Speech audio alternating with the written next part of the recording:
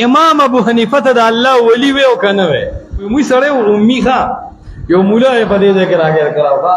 او سخت چغې تېسته وي هغه ته وی لنډه خبره وکړو امام ابو حنیفه ته د الله ولی و او کنه و هغه په ډېر ګرم راغی کنه خو چې کنه پیدا مې ده خود د الله ولی دی ولې ته پکې شک کې و ابي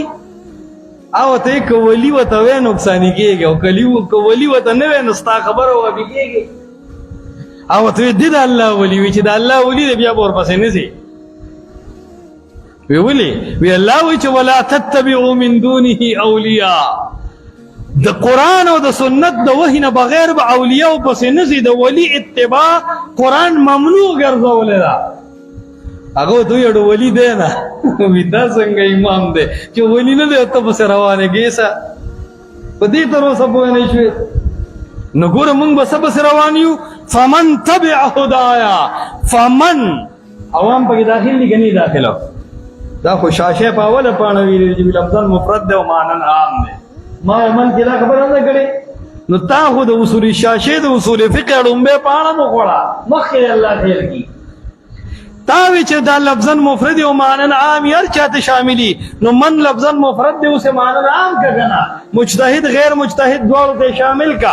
امي او مولا دواړو ته شامل کا په عوام او علما دواړو د قران او حديث تابعداري لازم ده ها تمره دا